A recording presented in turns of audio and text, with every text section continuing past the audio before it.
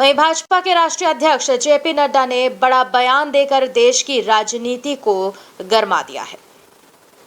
Bharatiya Janata party मुख्यालय दिल्ली में भाजपा के राष्ट्रीय अध्यक्ष जेपी नड्डा ने प्रेस कॉन्फ्रेंस कर एक ऐसा बयान दिया कि देश की राजनीति में भूचाल आ गया है। भाजपा के राष्ट्रीय अध्यक्ष जेपी नड्डा ने कहा कि कांग्रेस और इंडी गठबंधन का छुपा हुआ एजेंडा है कि एससी, एसटी और ओबीसी के अधिकारों को छीनना और मुसलमानों को देना।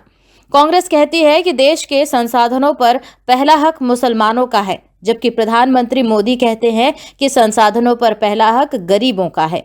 मनमोहन सिंह ने यह बयान गलती से नहीं दिया था और कहा था कि अल्पसंख्यकों विशेषकर मुसलमानों को प्राथमिकता दी जानी चाहिए और देश के संसाधनों पर पहला अधिकार उनका होना चाहिए। सच्चर कमेटी की रिपोर्ट के जरिए गलत बयानबाजी की गई और कहा गया कि मुसलमानों की हालत दलितों से भी बदतर है। कांग्रेस पहले से ही मुसलमानों को एससी घोषित करने और उन्हें एससी आरक्षण की सुविधाएं प्रदान करने के लिए एक आधार तैयार कर रही थी। कांग्रेस को एससी, एसटी और ओबीसी से नफरत है। यह कांग्रेस पार्टी का घोषणा पत्र है। और इंडी गठबंधन का हिडन एजेंडा, छुपा हुआ एजेंडा है कि एससी, एसटी और ओबीसी का हक छीनकर मुस्लिमों को देना। कांग्रेस कहती है कि देश के संसाधनों पर पहला हक मुसलमानों का है, जबकि प्रधानमंत्री श्री नरेंद्र मोदी जी कहते हैं कि देश के संसाधनों पर पहला हक गरीबों का है।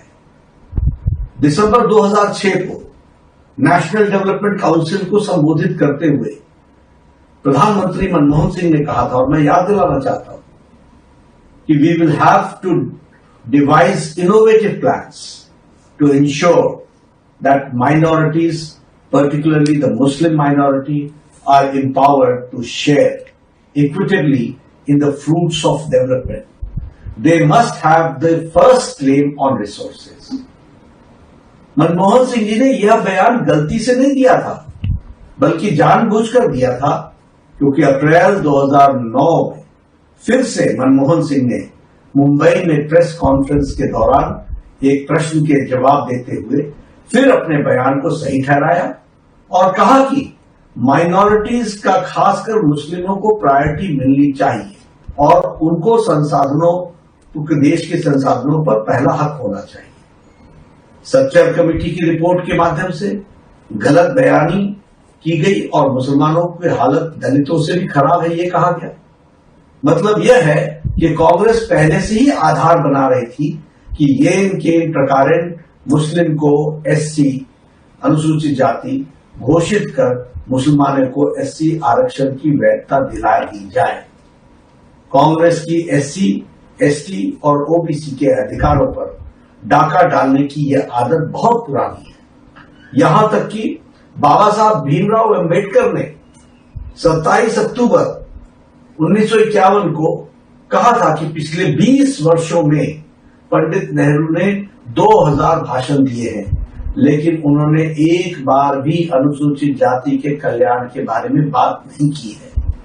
इससे आप अंदाजा लगा सकते हैं कि कांग्रेस पार्टी को हमारे लोगों के प्रति कितनी सहानुभूति है।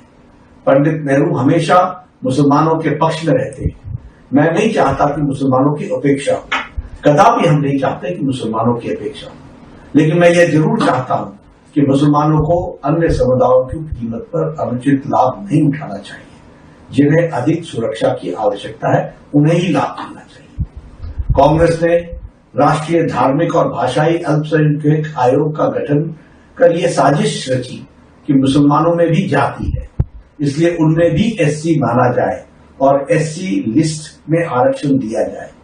कोई एससी अगर धर्म बदलकर मुसलमान बनता है तो उसका एससी दर्जा बना रहे। साथ ही ओबीसी के 27% से 6% काट कर मुसलमानों को आरक्षण दिया जाए।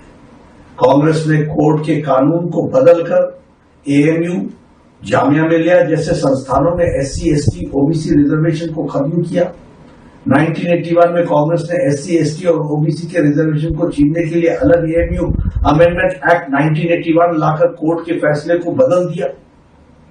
कांग्रेस सभी जातियों को ओबीसी यानी सामाजिक और शैक्षणिक रूप से पिछड़ा बता रही है।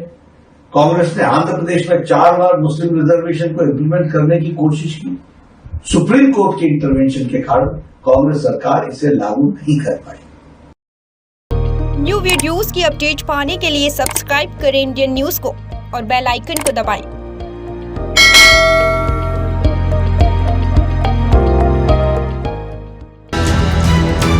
ये है इंदू ब्रॉडकास्टिंग प्राइवेट लिमिटेड और आप देख रहे हैं इंडियन न्यूज, हर पल हर क्षण हर सच।